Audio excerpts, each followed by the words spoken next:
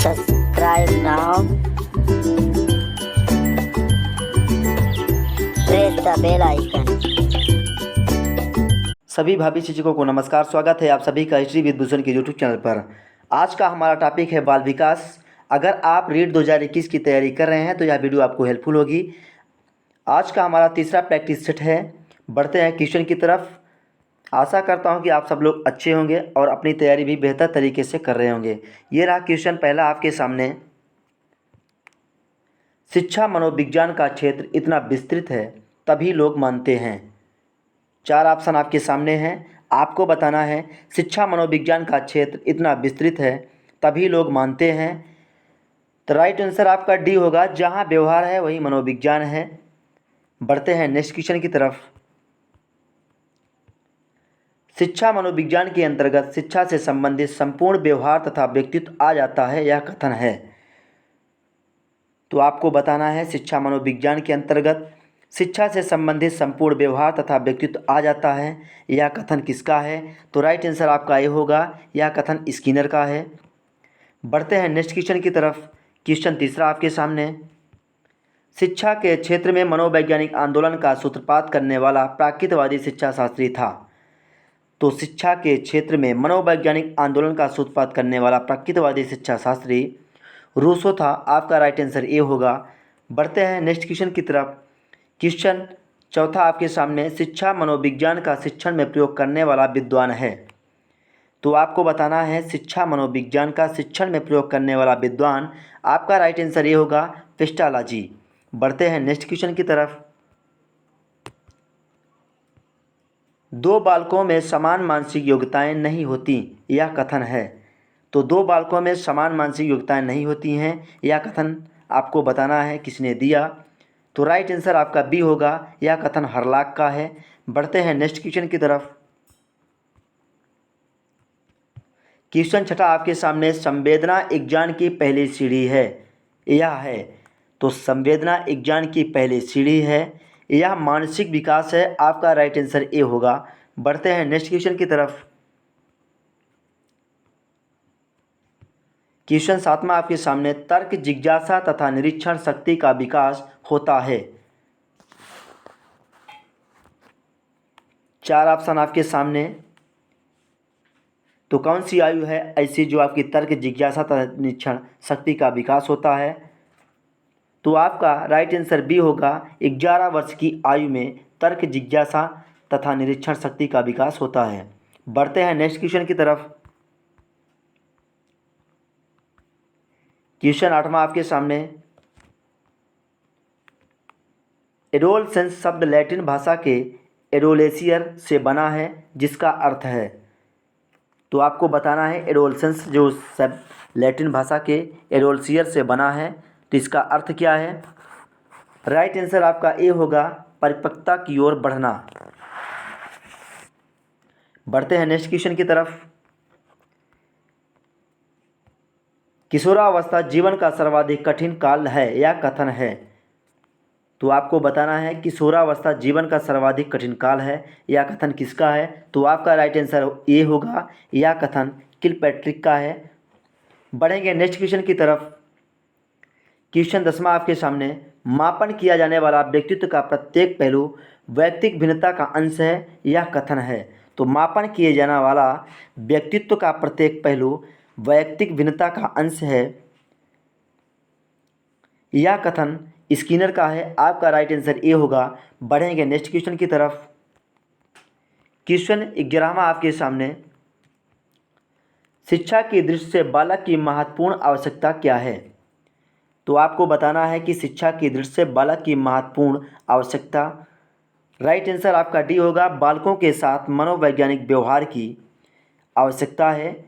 बढ़ेंगे next question की तरफ। क्वेश्चन 12वां आपके सामने। मानव शरीर का आकार किस ग्रंथि की सक्रियता से बढ़ता है। तो मानव शरीर का आकार पीनियल ग्रंथि के सक्रियता से बढ़ता है। आपका राइट आंसर बी होगा। बढ़ेंगे नेक्स्ट क्वेश्चन की तरफ। क्वेश्चन 13वां आपके सामने। बालक की वृद्धि रुक जाती है। 4 ऑप्शन आपके सामने हैं। किस कारण से बालक की वृद्धि रुक जाती है, ये आपको बताना है। तो राइट आंसर आपका ये होगा, शारीरिक परिपक्वता प्राप्त करने के बाद बालक की वृद्धि रुक जाती है। बढ़ेंगे नेक्स्ट क्वेश्चन की तरफ। बाल विकास को कितने भागों में बांटा गया? तो बाल विकास को 4 भागों में बांटा गया है। आपका राइट आंसर सी होगा। बढ़ेंगे नेक्स्ट क्वेश्चन की तरफ। बाल्यावस्था का समय है, तो बाल्यावस्था का समय कब से कब तक माना जाता है? राइट आंसर आपका डी होगा। 5 से 12 वर्ष तक बाल्यावस्था का समय है। बढ़ेंगे नेक्स्ट क्वेश्चन की तरफ। बालक के विकास की प्रक्रिया एवं विकास की शुरुआत होती है, तो बालक के विकास की प्रक्रिया एवं विकास की शुरुआत बहिर्मुखी व्यक्तित्व से होती है। आपका राइट आंसर सी होगा। बढ़ेंगे नेक्स्ट क्वेश्चन की तरफ।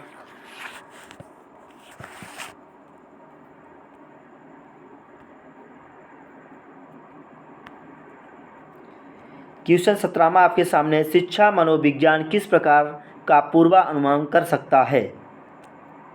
4 ऑप्शन आपके सामने। शिक्षा मनोविज्ञान किस प्रकार का पूर्वानुमान कर सकता है, ये आपको बताना है। राइट आंसर आपका बी होगा, संबंधों को ज्ञात करने का। बढ़ेंगे नेक्स्ट क्वेश्चन की तरफ। शिक्षा मनोविज्ञान शैक्षिक परिस्थितियों के मनोवैज्ञानिक पक्ष का अध्ययन है, यह कथन है। तो शिक्षा मनोविज्ञान शैक्षिक परिस्थितियों के मनोवैज्ञानिक पक्ष का अध्ययन है, यह कथन ट्रो का है। आपका राइट आंसर सी होगा। बढ़ेंगे नेक्स्ट क्वेश्चन की तरफ। क्वेश्चन 19वां आपके सामने, आप मुझे बालक दे दीजिए, आप उसे जैसा बनाना चाहते हैं मैं उसे वैसा ही बना दूंगा, यह मत किसका है, ये आपको बताना है। तो आप मुझे बालक दे दीजिए, आप उसे जैसा बनाना चाहते हैं मैं उसे वैसा ही बना दूंगा, यह मत वाटसन का है। आपका राइट आंसर ए होगा। बढ़ेंगे नेक्स्ट क्वेश्चन की तरफ। क्वेश्चन नंबर 20 आपके सामने, अध्यापक की सहायता शिक्षा मनोविज्ञान करता है। तो अध्यापक की सहायता शिक्षा मनोविज्ञान मूल्यांकन विधियों के ज्ञान से करता है, पाठ पुस्तक के चयन से, बालक को समझने के लिए, अर्थात आपका राइट आंसर डी, उपर्युक्त सभी से अध्यापक की सहायता शिक्षा मनोविज्ञान करता है। बढ़ेंगे नेक्स्ट क्वेश्चन की तरफ। बच्चे को माँ का दूध न मिलने पर किसका दूध दिया जाना चाहिए? 4 ऑप्शन आपके सामने हैं। बहुत ही खतरनाक क्वेश्चन है, तो बहुत आसान सा, लेकिन बहुत लोग गलत कर देंगे। बहुत लोगों का आंसर जो है बी जा रहा होगा। तो बच्चों को माँ का दूध न मिलने पर किसका दूध दिया जाना चाहिए? तो राइट आंसर आपका सी होगा, बकरी का दूध दिया जाना चाहिए। बढ़ेंगे नेक्स्ट क्वेश्चन की तरफ। बहुत लोगों का आंसर बी आया होगा। बच्चे को लगभग कितने महीने के अंदर हंसना आ जाता है? बहुत ही छोटा क्वेश्चन ज़रूर है, लेकिन आपको फंसा देने वाला क्वेश्चन है। बच्चे को लगभग कितने महीने के अंदर हंसना आ जाता है? तो राइट आंसर आपका सी होगा, 3 महीने के अंदर बच्चे को हंसना आ जाता है। बढ़ेंगे नेक्स्ट क्वेश्चन की तरफ। क्वेश्चन नंबर 23 आपके सामने, जन्म के समय बच्चे का भार लगभग कितना होता है? तो लगभग ये सभी को पता होगा कि जन्म के समय बच्चे का भार 3 से 4 किलोग्राम तक होता है। तो आपका राइट आंसर ये होगा। बढ़ेंगे नेक्स्ट क्वेश्चन की तरफ। क्वेश्चन नंबर 24 थोड़ा सा और छोटा कर लेते हैं। जन्म के समय बच्चे की लंबाई लगभग कितनी होती है? तो लंबाई बताना है। इसके पहले हमने वज़न आपको बता दिए हैं। तो राइट आंसर आपका सी होगा, 1 से 1/3 से 1 से 1/2 फीट जन्म के समय बच्चे की लंबाई लगभग इतनी होती है। बढ़ेंगे नेक्स्ट क्वेश्चन की तरफ। क्वेश्चन 25 आपके सामने, जिन बातों को किसी भी प्रकार से मापा जा सकता है और जिनमें ऊर्ध्वमुखी बढ़ावा होता है उसे कहते हैं। तो ऊर्ध्वमुखी बढ़ाव आपको बताना है।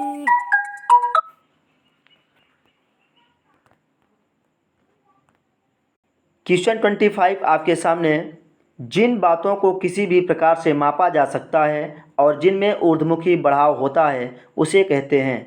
4 ऑप्शन आपके सामने हैं। आपको बताना है जिन बातों को किसी भी प्रकार से मापा जा सकता है और जिनमें ऊर्ध्वमुखी बढ़ाव होता है उसे क्या कहते हैं? तो राइट आंसर आपका बी होगा, उसे वृद्धि कहते हैं। बढ़ेंगे नेक्स्ट क्वेश्चन की तरफ। क्वेश्चन 26 आपके सामने। 26वां क्वेश्चन, बौद्धिक शब्द किससे बना है? तो 4 ऑप्शन आपके सामने है, आपको बताना है बौद्धिक शब्द किससे बना है। तो राइट आंसर आपका ए होगा, बौद्धिक शब्द बुद्धि से बना है। बढ़ेंगे नेक्स्ट क्वेश्चन की तरफ। क्वेश्चन 27 आपके सामने, बालक अपनी शैशवावस्था में किस अधिगम द्वारा सीखता है? तो बालक अपनी शैशवावस्था में प्रत्यात्मक अधिगम द्वारा सीखता है। आपका राइट आंसर बी होगा, प्रत्यात्मक अधिगम। बढ़ेंगे नेक्स्ट क्वेश्चन की तरफ। शारीरिक विकास का क्षेत्र है, तो शारीरिक विकास का क्षेत्र आपको बताना है। 4 ऑप्शन आपके सामने हैं, स्नायुमंडल, मांसपेशियों की वृद्धि, एंडोगेनल ग्लैंड्स।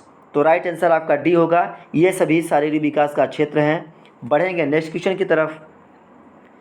क्वेश्चन नंबर 29 आपके सामने, शिक्षा मनोविज्ञान का संबंध है। 4 ऑप्शन आपके सामने है, आपको बताना है शिक्षा मनोविज्ञान का संबंध। तो शिक्षा मनोविज्ञान का इन सभी से संबंध है। आपका राइट आंसर डी होगा, सभी विषयों से शिक्षा मनोविज्ञान का संबंध है। बढ़ेंगे नेक्स्ट क्वेश्चन की तरफ। क्वेश्चन नंबर 30 आपके सामने। 30वां क्वेश्चन क्या कह रहा है? शिक्षा मनोविज्ञान का केंद्र है।